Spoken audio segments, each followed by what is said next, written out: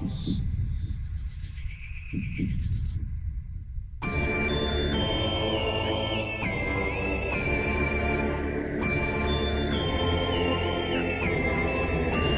everyone, and welcome to the Omega Metroid podcast. My name is Andy Spiteri, joined by Dakota Lasky. Dak, how you doing there up in snowy New York? Yeah, I was about to say we got hit with a ton of snow the past day or so, and it's at least living here in New York City. It's the most snow I think we've gotten in a long time. A lot of snow, so it doesn't really affect my work because I'm still working at home as I approach the 11-month mark of working remotely. So yeah, I'm so jealous. yeah, right. It's absolutely crazy, and yeah, I'm going to, I guess, hopefully, enjoy some less snow soon, I would assume, because I think this storm is over soon. But they're also saying it might continue to storm and snow tomorrow. So who knows? But yeah, a lot of snow today, which is cool. I like snow, and I don't have to shovel or snowblow or anything at my apartment or drive. So because I live in the city, so I don't have to worry about that. So I just got to enjoy the snow. I went out and like took some pictures and whatnot today, and enjoyed that. Like went outside a little bit, and then hung outside, did a little work, played some games, and made the most of the snow day. How are you doing? I'm doing pretty good. And you know what? It's beautiful. It was sunny and clear skied and relatively Mm-hmm. warm up here in Calgary, Canada. So take that.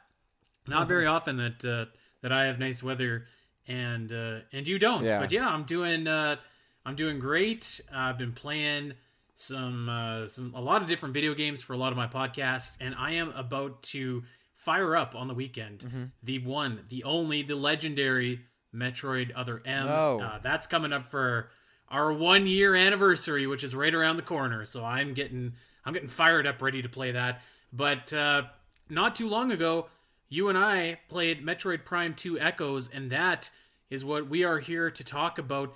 Today, we've got a new sub-series called Definitive Ranking. We are going to explain to you guys what that is, but before we get there, two quick things that we should touch on.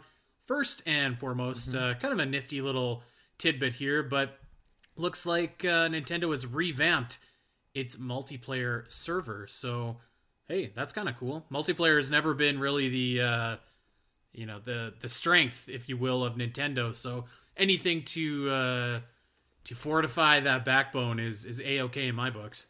Yeah. So obviously this is like not really something that pertains to Metroid very much. Maybe it will for Metroid Prime 4. Who knows? But yeah, as you said, Nintendo's always been decades behind in terms of like their multiplayer experience and what they offer, and now it seems like we found out that that's literally the case. Some of these servers that they've apparently been using this whole time are like 20 years old almost and have been around since like earlier than like the 3DS and Wii U days. Or I'm sorry, has been they changed over to a new system, and the setup they're using is 18 years old, but they've been using that like 18-year-old server system since like the 3DS Wii U days. And apparently they're moving to like some new server setup that like will hopefully improve some kind of like the matchmaking experience or multiple experience, but like apparently that it won't, at least not at first. But yeah, not surprising that what Nintendo's running their multiplayer with is literally almost 20 years old, older than many of the people that play the games that use those servers, but not surprised at all. But now we have like actual proof that, and we don't even have proof that they really are changing them, but it does seem like they are changing over from these old servers that they've been using for a little while, and the servers themselves are super, super old. So, I mean, better late than never, I guess. Maybe if Metroid Prime 4 uses online stuff, this will be helpful. I'm not getting my hopes up. Nintendo's always super far behind on online stuff, so yeah, Yep. I'm glad they're at least changing them to something more modern, I guess. I don't know. I guess, yeah. I mean, you kind of nailed it though. Like, I don't really play Nintendo games for the online, although I do like to get my Smash on online. But I Yeah. kind of just accepted that it's kind of going to be a little bit shoddy. There's going to be some lag. There's going to be It's almost charming at this point, But it actually. shouldn't be So that way. That's the thing, is that it sucks. It's like, oh, we've just accepted that Nintendo Online sucks, but it shouldn't be that way. Like, I hate that I pay on for like an it online shouldn't. service that like is just straight up trash. That like one person could probably make a better service of, but hopefully it has some improvements. I'm not getting my hopes up. That being said, I think that they are starting it with like the Monster Hunter Rise demo. So if you've played that, maybe I don't know, maybe you might have had a better online experience. Who knows? But yeah, Nintendo's always had bad online. It sucks that that's the case. I wish it wasn't. I don't play Nintendo games for the online mostly, except like Smash. But I wish I could more. I wish the online was better because it's not good for especially for what you pay. So hopefully this leads to some improvements, and maybe if Metroid Prime 4 has some online components, it'll benefit from these changes. Well, there you go. All right, and another. By the way, the Nintendo Switch. Nintendo released its financials. Oh yeah. Nintendo Switch has sold almost 90 million units. That is wild. Every single game that has been released on the Switch is basically the best-selling game in the series. I think Pokemon is just about to surpass that. Pikmin was the best-selling game of its series. Zelda. I mean, then man, this gives me hope for when Prime 4 comes out, because I think Oh, that it could do some numbers. this Metroid Prime 4, when it comes out on Switch, will be the best-selling Metroid game so far, Mm-hmm. without a doubt. I think it's just a question of how much. Yeah, really. I mean, so many people are gonna buy it just because it's on the Switch. Then people who like Metroid, and then hopefully new people who are getting into it for the first time. And I think it's gonna sell. It's definitely gonna. I think it'll double at least the best-selling Metroid game we've seen so far. So I agree, but that's also not saying But that's much. also, again, yeah, not saying much. But it is cool to see how many units the Switch has sold, considering looking back 4 or 5 years ago when every financial analyst was Unreal. like, "Oh, the Switch is gonna bomb," blah blah blah, and now here we are. It's like the best-selling console of recent memory, and it's beaten many systems, and it's on to its way to beat the sales records of many more, and will likely be one of the best-selling consoles of all time. So, yeah, congrats to the Switch. Yeah, Wild. that's pretty cool. What a turnaround story too from the Wii U. You gotta love it. You know what, as a Nintendo mark, I just absolutely love this comeback story, the success story. You love to see it. So there you go. Speaking of stats, this episode is going to be full of stats actually. But one stat that we should thank everybody for is the Omega Metroid podcast stats. January 2021 was our best month ever, and we were doing record numbers.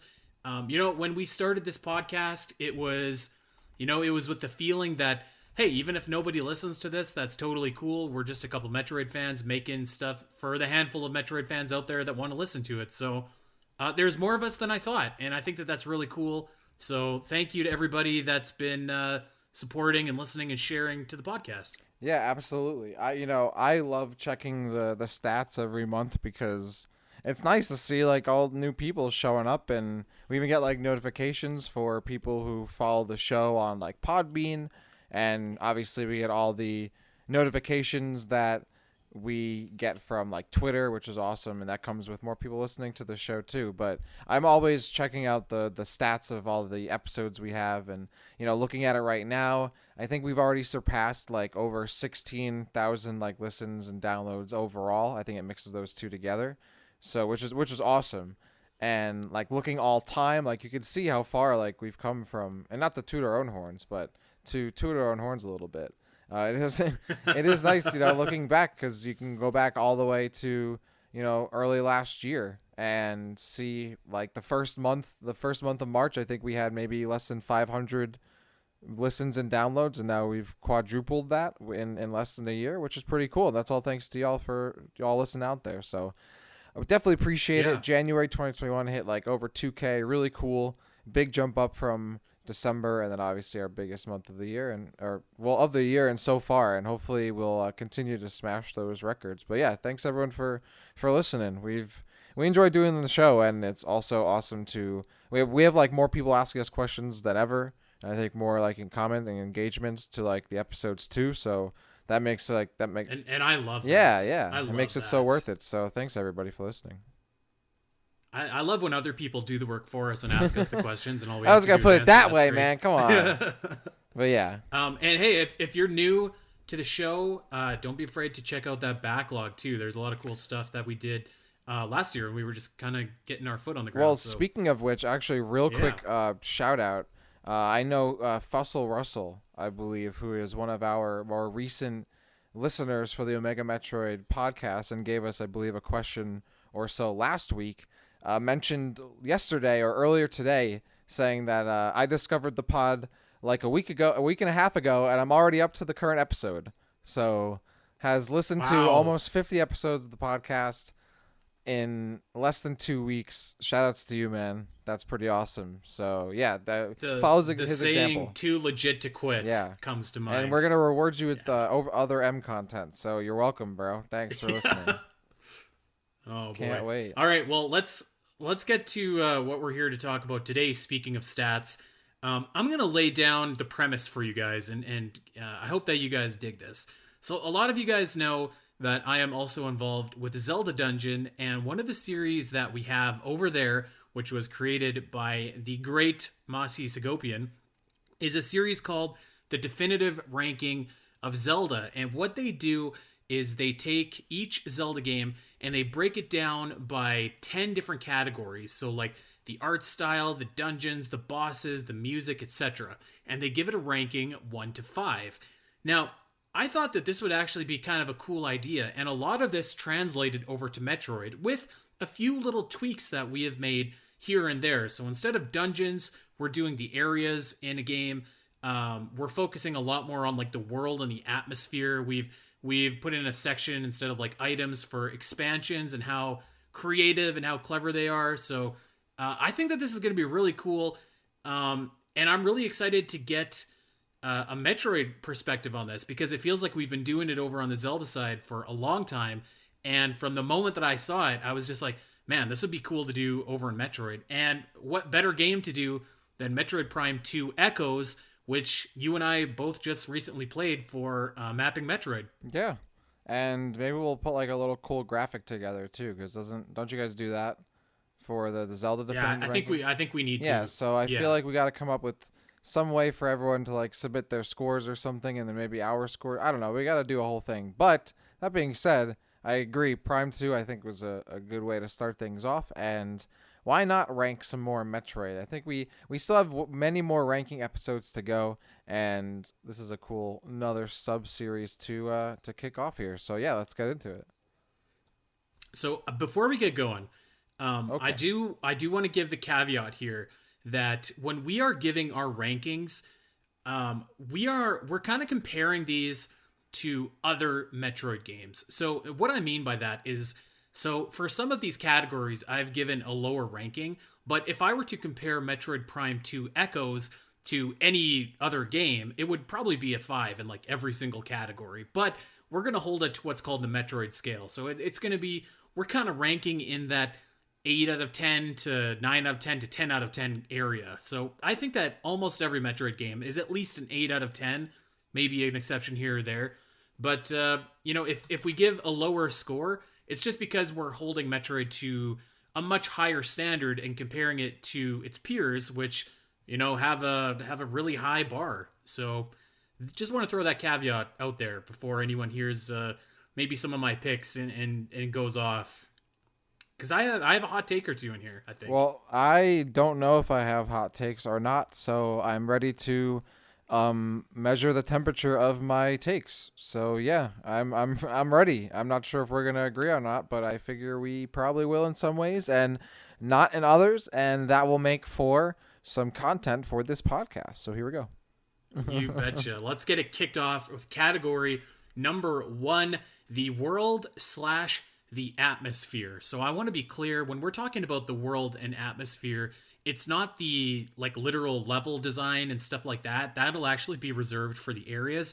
But I'm talking just like the setting, the ambience, the atmosphere, which is so important for a Metroid game. Um, and Dak, I didn't rank Metroid Prime 2 actually very high. I gave it a 2. Okay. Why two?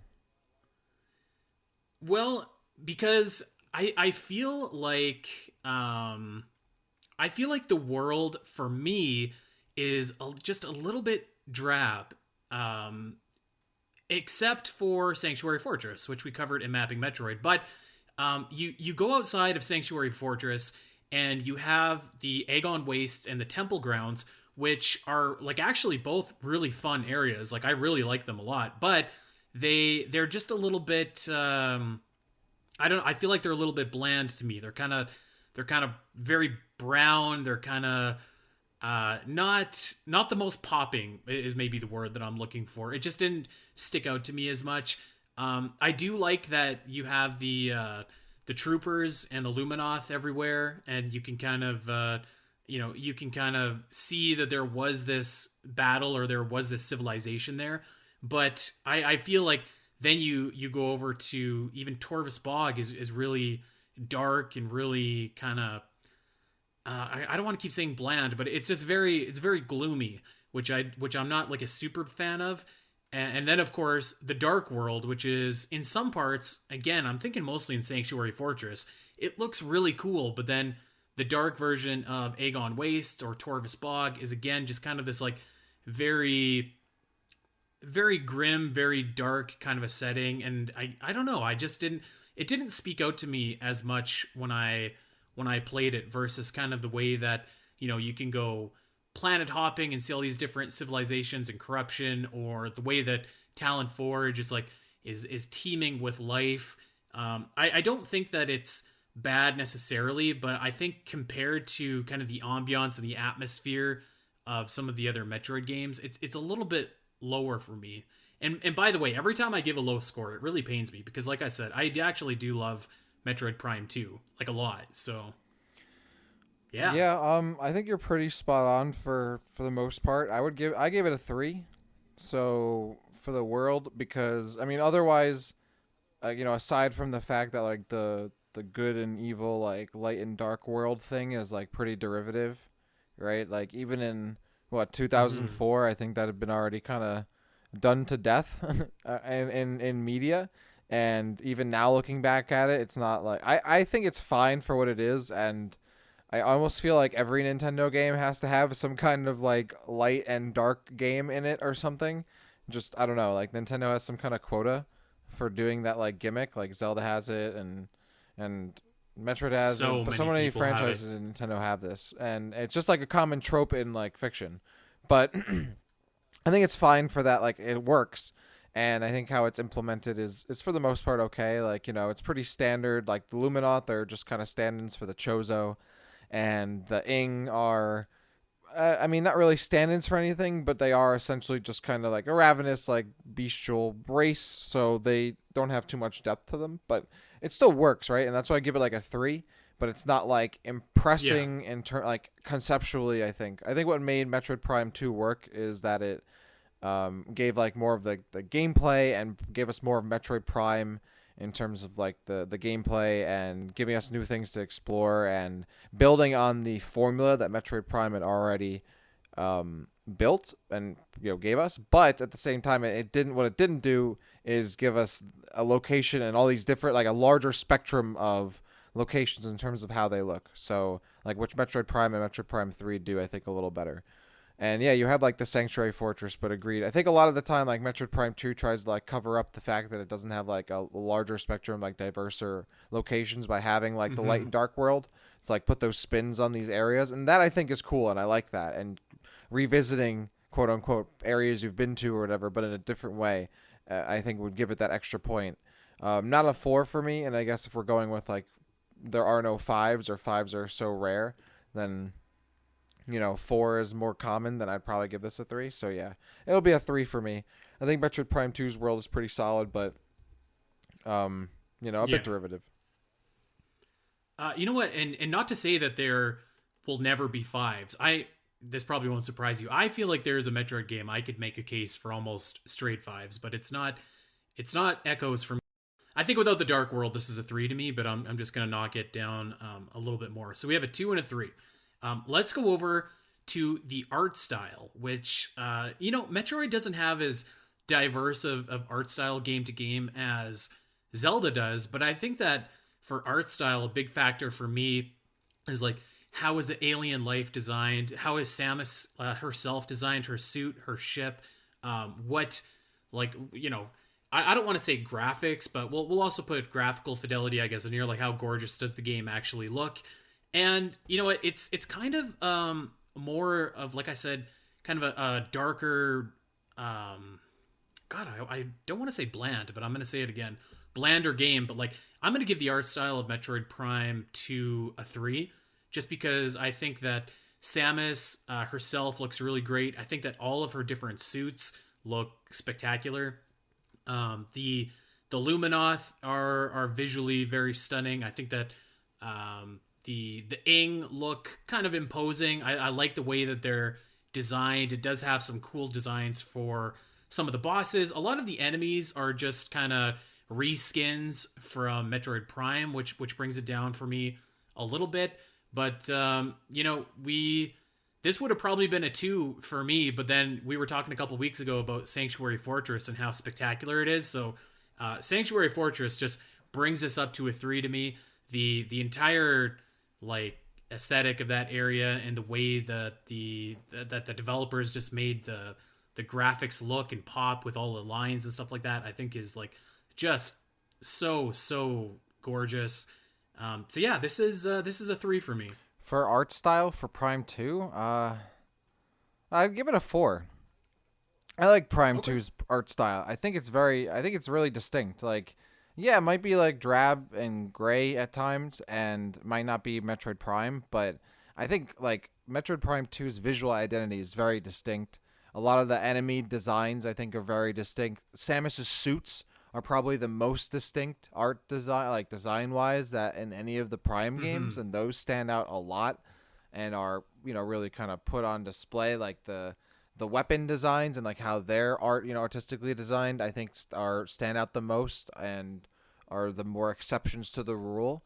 So I really like Metroid Prime 2's art style, and it is a little a product of its time, like that mid 2000s kind of grayish look that a lot of console quote unquote shooters had, even though that was, I guess, kind of became even more popularized like towards the end of the 2000s.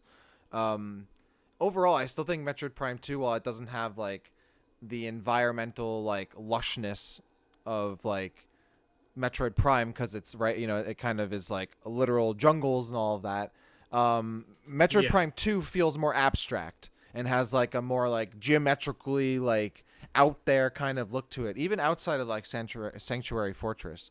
I think Taurus Baga is really awesomely designed, and I think the differences that the Dark World make on the Light World are pretty creative. So I would give it a 4 for me for Metroid Prime 2's art style. Yeah, and I won't argue against any of yours. Let's move on to the next category here and talk about the story. Dak, do you want to go? Do you want to take the lead on this one? The story for Metroid Prime 2. Yeah, I mean, this kind of, I would give this a 3 too. I think this kind of ties into the world for me, right? Because they're kind of like one and the same. Um, so again, it kind of derivative. I think like the relationship between the Luminoth and the Ing are pretty. It's pretty good. It's a fine setup. But again, it feels like the Luminoth are very much a Chozo stand-in, and like the Ing is kind of like a Phazon stand-in almost, and like Mm-hmm. so it doesn't feel like it's trying to really innovate in terms of a story, which makes sense because a lot of Nintendo games don't do that. Like gameplay is you know their first and foremost priority, and the story is kind of means to an end, right? It's just a means to actually get to the gameplay. And like obviously the story for Metroid Prime 2 is really only there to facilitate like the whole light and dark world gimmick, right? Right. So in that kind of way, it feels more of like just a device to, I guess, kind of make the gameplay make more sense rather than really being like a solid story. And Metroid isn't something that's ever had like a super strong story, but there are games I think that are a bit stronger. And then like Metroid Prime 1, the story feels a bit more emergent, right? Like it's not like, I guess, so in your face as Prime 2's is, and it's more about like what you discover about the planet. And then Prime 2 is a bit more of like a straightforward or kind of story. And I think that's when it kind of gets caught up in some of like usual science fiction tropes, and it's a pretty basic story. It's not really testing your noggin a little bit, right? I think it's okay. Right. But it also ties into the world like dark and light aether. Like it's like it's kind of cliche. Yeah, I give it a 3. It does its job. I think it's good for a Metroid game, and it does facilitate some good gameplay. And I like the light and dark thing. It's a common trope in fiction for a reason because it works. So yeah, I think it's fine. I like the Dark Samus, like her story of kind of growing in power and taking over like control of the Ing in a way and dealing with the Luminoth, and you fight over like older Luminoth technology, and you're helping their planet that's just kind of like cursed by the Ing in a way. I think that's cool. It feels a little more fleshed out and in depth than obviously Metroid Prime ones, because it is, and in some way other Metroid stories, but it just like the setup itself isn't as like unique as other Metroid games I feel like are. But it is like I think a competent story. So I don't know. I think a 3 is a fine score for it for me. Okay. I actually went a little bit higher than you. I went to a 4, and I actually agree with everything you said. But I feel like maybe my expectations were just a little bit lower. But I really liked all of the backstory that they put into all the fallen Luminoth warriors, and like they gave a lot of lore for you to find about like the what the bog used to be like before the Ink took over, what the fortress used to be like, etc. And I think that that's kind of cool. I've always been a fan of the Metroid Prime method of telling story, where you just kind of you kind of make up your own story, or it's as revealed as you make it out to be by how much you want to go scan stuff. So I do like that approach. And I really like, in fact, I probably like the idea of fighting Dark Samus so consistently through the game, Yeah, that's true. in principle, for the story, more than I actually like literally fighting her 3 different times. So I do like that story. I mean, you're totally right. The Luminoth are basically the Chozo. The Aang are kind of like this. They could be anything that's destroying the planet Or the Aether, flood. but yeah, pretty much, right? Like, but I think you're also right in the fact that like it's not super original, but it is effective, Yeah. and I think that it works. And it doesn't need to be too over the top for me. I like the conflict between Dark Samus and Samus. I like the backstory, and I do like just kind of the initial setup of the Aang versus the Luminoth, and I think that it works fairly well. So yeah, that's a 4 for me. Yeah, I Um, I would say though, I think that one of my favorite things about the story, and I think a 3 is still a good score, right? At least for me. Like oh yeah, I for don't want to sure. make it seem Yeah. like a 3 is not a good score. Like I think 3 is good, like 4 is great, and 5 is like wow, this is amazing. Um I think that how the Luminoth are incorporated into the story is pretty good, and I like that it's a different way of interacting with like this extemporaneous kind of alien race that um, isn't all there, and you're kind of learning about how they were and all that. Like it's not like a straight up copy of how you learn about the Chozo, right? It's a little more personal, which I liked. Like I think there was a Hmm. point to the Chozo being obviously more distant, and there being less of like a direct connection between you and the Chozo when you're exploring Talon 4. Whereas there's a lot more of a closer, intimate connection between Samus and the Luminoth when she's on Aether. And I think that's for a good reason, and creates a bit more of a dichotomy between the two games. And it's doing something different. And even though it might be a bit more direct and maybe less emergent and like, less like, oh, you make a cool discovery, the story is what you make it, like, you kind of learn on your own. It kind of like Prime 2 kind of gives you the story. It's still, I think, fine and pretty good. And I also agree your point on learning about the different warriors and all that is also a nice touch, which I think the Metroid Prime could have gone a little further with, but made up for with some good Chozo and Space Pirate lore too. Yeah, yeah, no doubt. I do actually, just before we move on from story, I do like the payoff too at the end, that you get to actually like see the Yes, Luminoth, because you've never seen a Chozo, agreed. so it was kind of I nice. definitely agree with that. That's actually a really good point because that ending too, I think, is really iconic and like it stuck with at least Hmm. maybe not like super iconic because I don't know if like it would like translates to that like across like just gaming in general, like maybe even Metroid fans. But I mean, growing up as a kid, I always like remembered that ending to Metroid Prime pretty clearly. And same thing with the ending to all the I Metroid. think that's a pretty famous GIF where Samus is waving over her Yeah, head. I that would say is that true. That that's is, yeah. There's that GIF, and then yeah, there's the same GIF where someone edited it, where she's like throwing the middle finger back. yeah. That I remember. So yeah, that actually is pretty iconic. But yeah, that ending, yeah, exactly. Like you have that difference of you actually like meet the Luminoth, and they're like, "Hey, thanks, Samus. That was appreciate it." And she's like, "All right, see ya." I always thought that was good. So yeah, good point. I like that ending. All right, let's keep it going here and get to our next category, which is pacing and progression. And this one was a tougher category to bring over from Zelda because I feel like a lot of the point of Metroid is kind of getting lost in the world, and you kind of make your own pacing as you go in the world. But I think that you can define this category by like how fluid the game is, Mm-hmm.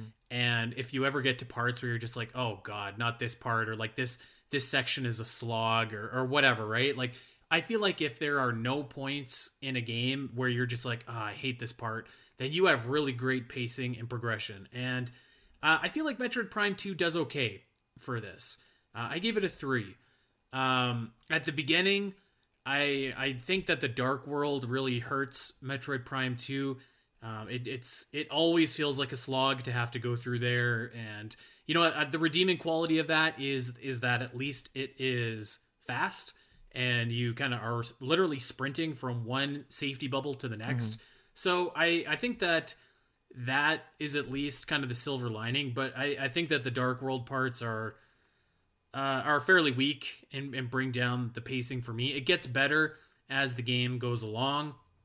I think that what helps the game is that, as we were talking about with Sanctuary Fortress, there's really not a ton of backlog in this game. There's one point where you get to Torvis and you have to go back to Aegon Waste to get the Seeker missiles, and there's one point in Sanctuary where you have to go back to Torvis and get the power bombs. But really, other than that, you are in the area, you finish the area, and you can move on. Um, I think another thing that lowers it a little bit for me is the ending where you have to find all of the Sky Temple keys. And I know that they basically just retread the same thing from Metroid Prime, but to see that used again, I thought was a little bit like once was okay in Metroid Prime, but to do it again in Echoes, I was like, maybe we could do something else. I liked it a lot better when Corruption did that as like kind of a, I guess that wasn't even actually an optional side quest, but it felt more like it to me. But yeah, I don't know. I like there are some positives, there are some negatives, so I think all things considered, it's kind of a wash, and I would give it a 3. I pretty much agree with exactly what you said. I feel like I've given a bunch of threes already, though I think I threw a four in there so far. Yeah, I mean, you pretty much said what I was gonna say, and I would think from what I remember, like the pacing from Metroid Prime 2 and Metroid Prime, I don't think is really all too different. And that really, at least from what I comparing the two games, I've played Metroid Prime more than Metroid Prime 2, which I think is wrong of me. I should play Metroid Prime 2 more often because it is a really good game, but at the same time, it is built very much on Metroid Prime. So I think pacing wise, it ends up kind of, even though you move between the areas of Metroid Prime a bit more fluidly than you do in Prime 2, I think it ends up kind of Mm-hmm. being paced pretty similarly. And maybe I'm wrong there, but that's always been my interpretation of them. So, uh, yeah, I don't ever really felt like, all three Prime games have their slower parts and their more fast-paced sections. That's just kind of like the ebb and flow of the games because it's kind of just a slower paced FPS, right? And it's very much about discovering and looking around and taking your time at, unless you're speedrunning and exploring. So I would say that the Sky Temple keys probably slows the game down the most, and that is like, Dark Temple keys, finding that kind of stuff always Yeah, is finding really keys is sucks. really where the game slows. And but then like at other times, even like towards the end of the game, it picks up pretty quickly and starts moving, and doesn't really let up. So yeah, I would give this a 3. It doesn't really offend in any kind of way, but it's certainly not winning any awards for its pacing or progression either. Pretty much did the job just like I think Metroid Prime's did as well. Metroid Prime I think might even yeah, I'm not gonna go into that, but 3 for Prime 2's progression and pacing for me. All right, well, let's move on to the next category, and that is gameplay. And gameplay kind of encompasses obviously how the game plays, but also like the central. I don't want to say. Well, I'm going to say gimmick that the game uses. So for Metroid Prime 3, that would be using your ship to go from planet to planet. Metroid Fusion would be absorbing X, and Metroid Prime 2's gimmick would be the light and the dark world and how that builds upon the gameplay of Metroid Prime. This is my hot take because I give the gameplay a 1. What? What? What? Hear me out. Hear me out. So, I mean, obviously, fundamentally, the gameplay of Metroid Prime 2 Echoes is awesome, right? Because it's basically just Metroid Prime. But when you add in the gimmick of the dark world and the light world and how you constantly have to go into the dark world where your health is just consistently sucked away, I just don't like that at all. One thing that I hate about Metroid Prime 2 Echoes is that the light beam and the dark beam use ammo. I can't stand that. It makes me want to never use my beams because I just like, I'm used to just being able to fire away in my, plasma beam or whatever, and not have to worry about that. And I don't really like that. It felt like they were trying to lean into, like, I guess more of the first person shooter genre versus like a game that was set in a first person perspective. And I know that you hate that, but to me, I didn't like that at all. And I'm gonna throw in the lousy multiplayer that they threw in here too, which was really shoddy, really awful, really just half baked. Comes to mind. So yeah, this is a 1 for me. It's the lowest score that I gave Metroid Prime 2. So yeah, that's my hot take. That's my hot take for you this episode, Dak. I don't know how you can give Metroid Prime 2's gameplay a 1. Not even a 2, dude. It's a Prime game. I gotta say I don't like the gimmick of the game. I think that the dark world and light world thing is kind of hokey. I mean it works from a story perspective and that's cool, but like actually gameplay wise, I feel that it is okay at best. And then yeah, I just the beams and the ammo just really don't do it for me. Not at all. Well, as someone who enjoys ammo counts, resource limitations, time limits in games, things of that nature, I'm a big Majora's Mask fan. I mean, I gotta give Prime 2's gameplay a 5. I mean, it's Metroid Prime 2. It's a Prime game. It's so good. Builds upon the original Metroid Prime gameplay, adding, I think, what gives to the game a bit of like anticipation and tenseness, right? Because you have limited resources, you have limited ammo. You got to be a little smarter and strategic. You can't just blast away mindlessly and just waste ammo. You got to be smart about moving around before you have the proper equipment later in the game in the dark world. I always loved like the more survival aspect of Metroid Prime 2. Like Metroid Prime is more of a freewheeling, like there's no one to stop you. You're going everywhere. You have all the ammo you need pretty much, and you can do what you want. And Metroid Prime 2 feels a lot more like that's not the case. You are a little limited. You're a little bit more locked down. There's a little more of a threat that you really have to deal with that can't be dealt with by normal means, and that required also new weaponry that had some, I guess, ammo limitations. Someone who's come from FPS games of normal, traditional FPS games, I've had no problem with that. I always thought growing up as a kid that the ammo and the survival aspects of the game, having to conserve ammo and be smart about that stuff was always really cool and made it different and not just reusing the same thing as Metroid Prime. So definitely 100% agree with or disagree with you. I thought the gameplay for Metroid Prime 2 is... I mean, I can't wait to play Metroid Prime 2 on mouse and keyboard. It's probably going to be so sick. But even like the original game, I always thought was so much fun. Had like a more tense style to it. And even like maybe like, I don't know, just like it felt way more, like a lot more weight to the gameplay. And 100% a 5 for me. Yeah, I love Metroid Prime 2 for and you know what? You know what? I think you just gave a great description of the gameplay of Metroid Prime 2. Like, I think the survival aspect is actually like a really great way to put it. It's just not my cup of tea when it comes to Metroid. You know me, I like exploring and going off and kind of doodling about and, can I shoot this? Can I power bomb this? Whatever. So yeah, I thought that might be a hot take that you would disagree with, but there we go. I mean, we're complete opposite ends of the spectrum. I love it. Yeah. No, I mean you're definitely wrong. So I'm good, glad to be on the right side. So yeah. I feel like there's probably not one single soul out there I'm that's going to I'm agree with very me, but confident I'm that okay with I'm that. gonna be on the right side of history on this one. So Well, we'll see about that. Let's go to our next category here. We have the items and abilities. Dak, I'm giving this a 4. yeah, I love the items of Metroid Prime 2 Echoes. As we talked about over on the Sanctuary Fortress episode, you've got your classics in here. You got the power bomb. You have got the all your different missiles, but you've actually got like kind of new spins on that. You've got the seeker missiles, which blast off a bunch of different shots all in one.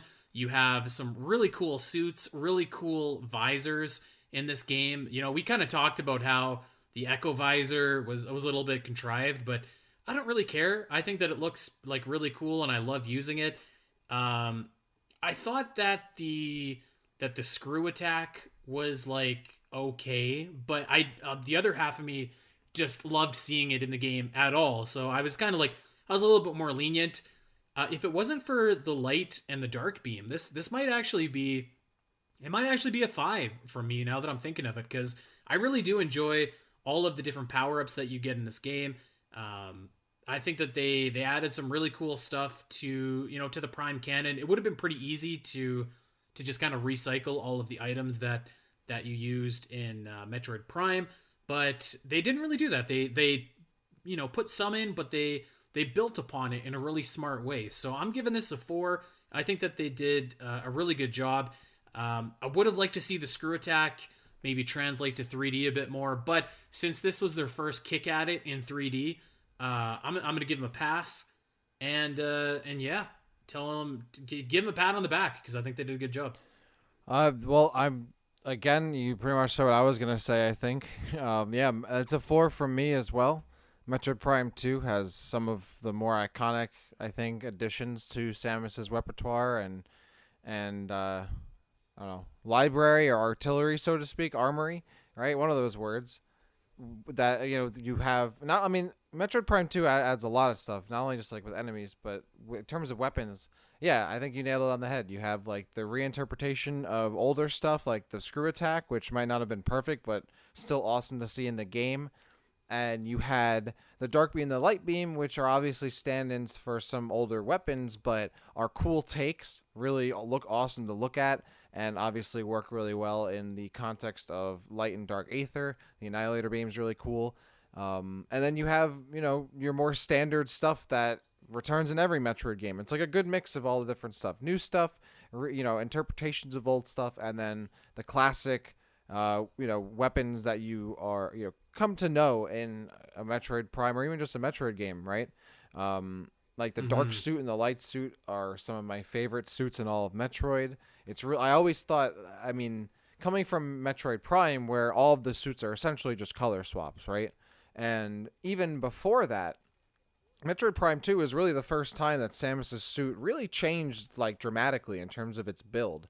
Like you can point to the various suit and the the like Like your your standard standard power power suit, suit, but exactly, right? Yeah, like yeah, those are two things that have always been kind of different, but even then they're pretty built on one another.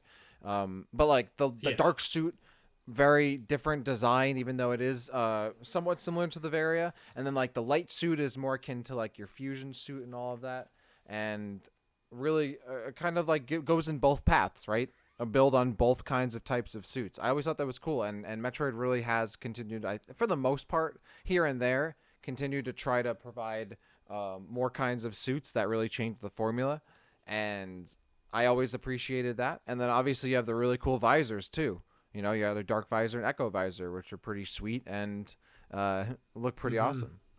And seeker missiles too. I You know what forgot too? those as well. I'm sorry, but the seeker missile is also a low key slept on addition to Metroid Prime 2 as well. I got to give a shout out to this low key slept on item because I actually love it. But the jetpack that you use in the water, I love that thing, man. Like being able to freely move and like you kind of have that Mario Sunshine uh, safety net where you have the jetpack going behind you to make your jumps really like long. I love that. I liked it a lot actually. But yeah, I think that it does. does a great job of mixing the old with the new and making everything feel pretty cool. Yeah, 100% So agree. there you go. Okay, I keep on stealing your answer, so I'll let you go first here, No. Dak. Our next category is the areas of the game. What say you? Hmm. You're making me go first on this one. Okay. Well, I gave you the tough one. yeah. This one. Hmm. Because this one I kind of hem and hawed about for the most part because we just obviously went over Sanctuary Fortress, but like when I think of most of the locations in like Metroid games like that are really iconic or really stand out, I don't think most of them really come from Metroid Prime 2. So like the Aegon Waste, Torvus Bog, those are cool. Really, those are cool areas. I think in the context of Metroid Prime 2, and like the Sanctuary Mm-hmm. Fortress is obviously the standout. It like I said on that episode, it feels very much like the like as if like another Metroid Prime game was being made at one point. And I like aspects of like like Torvus Lagoon is a really cool area, and but like that kind of also feels a bit derivative of like Town Overworld. I think, um, yeah, I think so, in some ways Metroid Prime 2's areas don't really go far enough from being like too different and diverse from one another. At the same time, almost don't build too far away from what Metroid Prime did. Kind of having this like steampunky look does work for the game, but um, I don't know, doesn't really like carry it too far. This one was hard. I think I might just give it a 3, where it again does the job. Sanctuary Fortress puts it closer to like a 4, but at the same time, I think overall it doesn't like the overall areas in Metroid Prime 2. But then again, it's hard because then you have like the dark areas and like the Inghive, which are really cool. Um, I don't know. I think I'm still gonna give it a 3, but I'm having a hard time doing that because like when I think back to like some of the dark areas, some of my favorite rooms like just look really cool. Like the Gloom Vista is a really cool room in the Dark Torvus Bog that I always think of, and like those big like red spots on the walls, the purple background. Like I don't know, maybe a Mm-hmm. 3.5 is 3.5 legal? Can we do that? I don't think we have point uh, fives. I don't think we can allow I'm gonna those. I'm gonna give it a 4. I'm going for 4. I'm going Okay. for 4. I still, as much as I said everything I just said, I still love a lot of what Metroid Prime 2 has to offer in terms of all the different areas. Okay. You know what? I agree with most of what you said, but I went the other way. I went lower. I gave it a 2. And I gave it like, let's say that 1.7 of that is for Sanctuary Fortress, and then zero point 0.3 of that's for Torvus Bog. I think that you said something really important there. Where like Torvus Bog is really cool in the context of Metroid Prime 2, but when you stack it up against like some of the other areas that we have that even we've covered in mapping Metroid, like Chozodia Mm-hmm. or even some of the sectors in Metroid Fusion, it just feels kind of bland to me. The layout of the areas, I think, is on one hand, I like it for the pacing and progression because it does allow you to do each area kind of separately. But I do kind of like when the areas are a little bit more interconnected. It gives me, I don't know, it just gives me that like classic Metroid feeling, which I feel is a little bit lacking here. And I totally get why they did that because, you needed to differentiate yourself from Metroid Prime. But I don't know if I necessarily love it. Um, Sanctuary Fortress is incredible. I do think that for me, the Aegon Wastes and the Temple Grounds are both kind of, they really bring it down. Like the areas themselves are pretty fun and they have some good expansions, which we'll get to later. But just the overall layout of the areas, the overall kind of the vibe of the areas, they're not either of my favorites. And then I think that the dark versions of basically everything really drag down the score for me because I just don't enjoy being in the dark world. I just it's just too drab for me. And again, I totally get why Echoes did this. It needed to be different, but Sanctuary Fortress again aside, I think that the dark worlds are just a little bit. They're just not my cup of tea. So I went the other way. I was hemming and hawing if I should give this a 2 or a 3, and I decided to go down to 2, just because I'm trying to be a little bit more I'm trying to put my critic's hat on here versus trying to, because it's hard to give the areas of the game a 2, because I do think that like even though they don't look like super cool, or they're not super interesting, Aegon Waste is still like a fun little area. But would I say it's of the best of Metroid? Definitely not. Maybe I should move to a 3. You're putting me in a 3 kind of mood now for them. Oh boy, I want 3.5. I'm sorry, but I want 3.5. That's what I would. That's what I would want for that. But maybe we'll decide if we round down or not, or up. I don't know. Maybe 3 is what I want to answer. I have no uh, idea. 3 or 4 or 3. the first person to tweet at us at Omega Metroid Pod, you tweet either 3 or 4, and that's what we'll do. All right, cool. Yeah, For someone can take my score for for it. our official Thanks, rankings. All right, let's keep going here. The next category is the enemies and bosses of the game. I give this a 3. I think that a lot of the enemies, like we talked about, are reskins of the enemies in Metroid Prime, and there's nothing inherently wrong with that, actually. It's just, it is noticeable. For the bosses, I feel like the bosses are very hit or miss in this game for me. Of course, there's the bosses that nobody really likes, like the boost boss, I think really sucks. Having to fight Dark Samus 3 times is like the definition of too much of a good thing. Thardus is really fun. His second phase, or not Thardus, God, Quadraxis. I'll be like, oh, when did you fight Thardus in this game? I know they added yeah, DLC. yeah, he came back at a surprise out of nowhere. Quadraxis, his first phase was really fun. His second phase was kind of so-so, and his third phase was again really fun. I liked the bosses where you were in the morph ball, like the power bomb boss and the spider boss. I know a lot of people hated those, but I had a good time fighting them. Yeah, I don't know. I think Emperor Ing is like just kind of okay. So yeah, I feel like this is right in the middle for me. This is a 3. So we're counting like bosses and enemies overall here, right? Yeah, yeah. Nah, 4. For me, bro. Metroid Prime for me on this. I'm gonna give it a 4. Um, yeah, I think as much as you might be right that yeah, a lot of the enemies are kind of reskins. They're still reskins of good enemies, and I Yeah. think like the space pirates have really cool renditions in this game. The Ing I always thought were a really solid enemy. They scared me as a kid.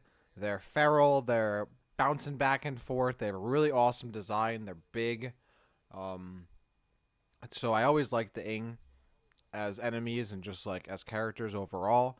In terms of the bosses, I think Metroid Prime 2 has a solid list of enemies that are either like good bosses, good to great bosses, or were so annoying or terrible or whatever that they became like memes. So they have some kind of value outside of their gameplay. As much as I hate like a Boost Guardian kind of boss or whatever, just like having that value of like, wow, this boss was so annoying or whatever. Like Metroid Prime 2 had that. I don't know. I always thought that was kind of a charming part of Metroid Prime 2, as much as it was an annoying part of it as well. I think the Dark Samus fights, you're right. They might be too much of a good thing, but it's still a lot of a good thing, and that's not the worst thing. I always like the Dark Samus fights, and going back to what you said earlier, having Dark Samus kind of show up a bunch of times, kind of scrap every once in a while is, I think, was a cool part of the story, and the fights were pretty consistently good to great.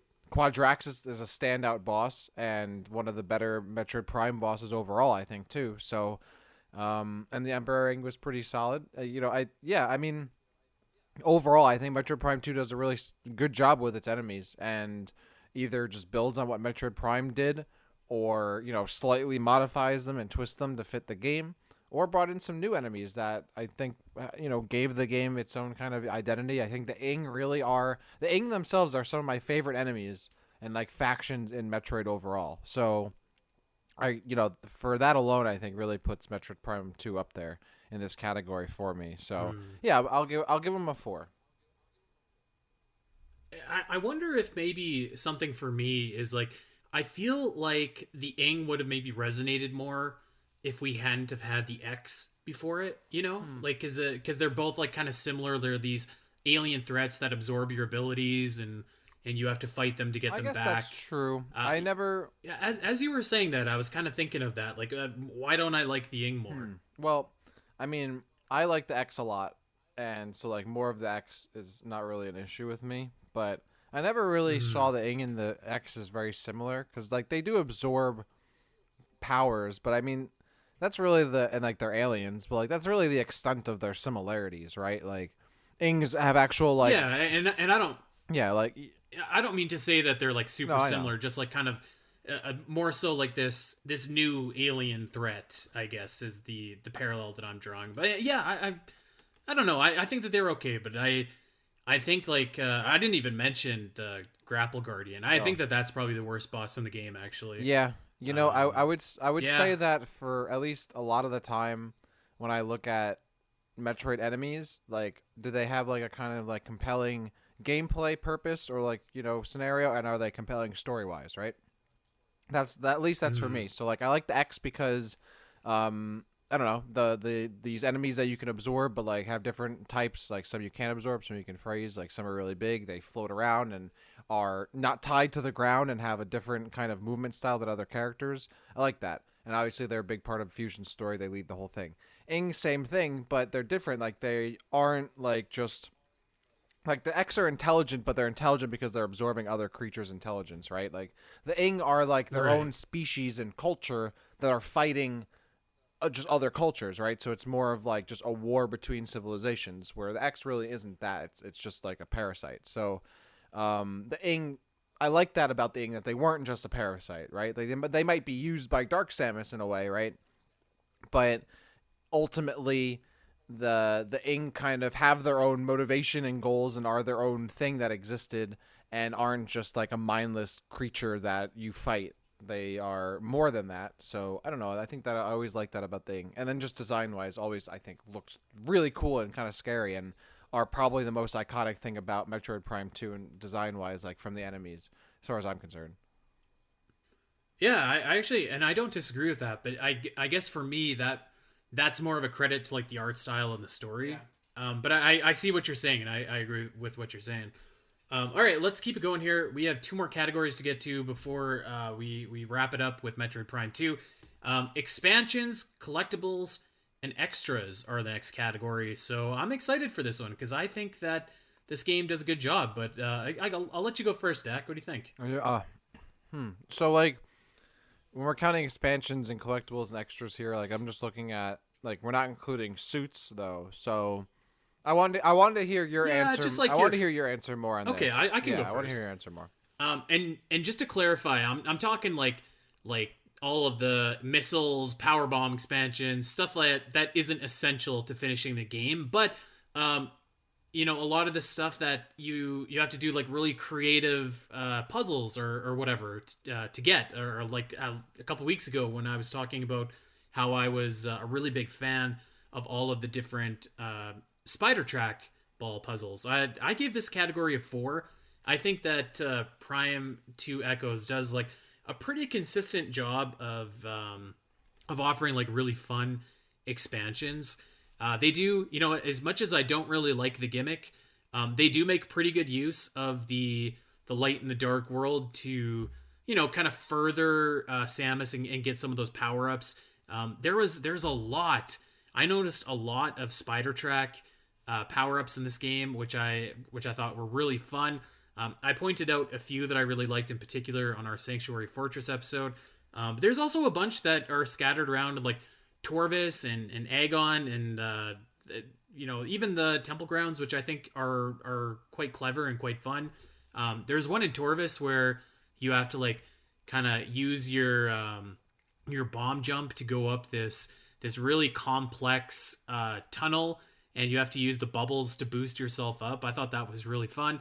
That power up that's hidden behind when you're going through the tunnel in Agon Waste, and you can see the room with the portal there and the missile expansion, but like you can't get to it until way later in the game. I think that stuff is really clever. I think that there's there's a fair amount of variety in the different tools that you use to get all of your different power ups. You know, a lot of them require secret missiles, a lot of them require the echo visor. So I like that little bit of diversity in the gameplay there, and a special shout out too to all of the like the beam, not the expansions, but like the beam power ups or whatever, like the sunburst and stuff like that. That one I think in particular, where you have to go around and like use your dark visor on that big complex in the temple grounds to basically to unlock it, I thought was really fun. Yeah, I mean, there's a bunch of really fantastic expansions in this game, so I'm giving it a 4. See, I didn't. When I was thinking about this, that's why I'm glad that you answered first, because I didn't really think about this in terms of like the means in which you get the expansions. I was kind of just looking at the expansions themselves, which you know I are see, for I the see. most part the same expansions you kind of get in the previous Metroid Prime. Um, Here's a good example. Like one of the remember when we were doing Chozodia, there's that really wicked missile that you have to like shine spark up like 20 stories of whatever walls to get it. right. You have to keep running and keep your momentum. That kind of stuff I feel like is really fun. And like who actually cares about the missile expansion, but just like the challenge of getting that and the creativity, it really spoke to me. And that's kind of what this category is all I about. guess I'm gonna have to give it a 2 because for me, I'm Oh, not a completionist. You know, I don't really play Metroid games to complete them and collect everything. I think they're all like which is weird because then I like playing like Donkey Kong 64, which is purely a collection, like a collectathon. But in that one game, in those kind of games, I guess for Metroid, I don't play it for that. I like playing Metroid for just the adventure and the combat and the puzzles and the story and all of that and the setting and the exploration. So, but I'm not really exploring to max out my I guess collecting of things, my percentage. I haven't 100%ed like Metroid games very often. So when I looked at this category, it was did like these expansions make me like did they do anything different with the formula coming from Metroid Prime? Did they make me want to go and find those expansions at all? Other than like like the necessity to need them to like advance through the game to like have enough health or whatever. And no, it really didn't. I don't think Metroid Prime 2 like played with that formula at all. It didn't really. It just provided more expansions. I think overall that's something that Metroid could, and I'm not sure how it would do it, but to kind of change up the expansion system a little bit, I think it's kind of become a bit dated. At least for me, as someone who's not a completionist, I've never really been motivated to go out of my way to complete and get everything and look for those challenges that you enjoy. And I think maybe if I was motivated to do that, I would have experienced more of those little things to get those kind of out there expansions, and then that would motivate me to get more of those expansions to have more of those kind of experiences. But for what Metroid Prime does, or Metroid Prime 2 does, and I think Metroid Prime 3 in the same way, doesn't really change the formula of how expansions work. It didn't really motivate me to want to go and get them more, nor did it make it necessary, unless you're playing on like one of the harder difficulties. So yeah, that's how I looked at this category. I can't really cite too many instances of like my favorite expansions that I got.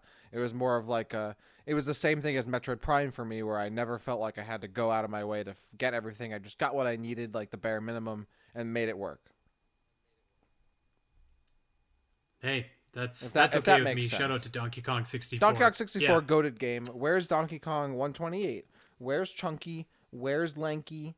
Where are my homies? Where's Tiny? Like I miss the gang. No, they can retire Tiny. Tiny sucks. No, I she's Just yeah. where? Why didn't you just bring in I Dixie? mean, you're not wrong, but Dixie was probably busy. I don't know.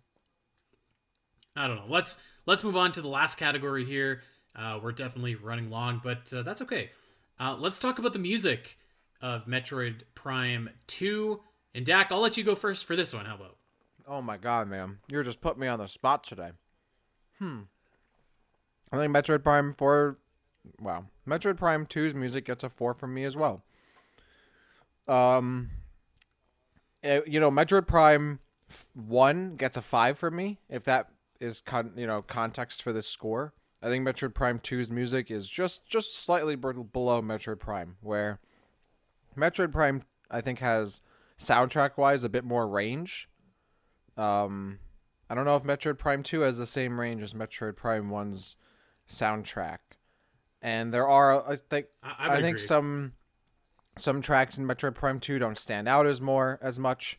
Are built a bit on some of the Metroid Prime tracks.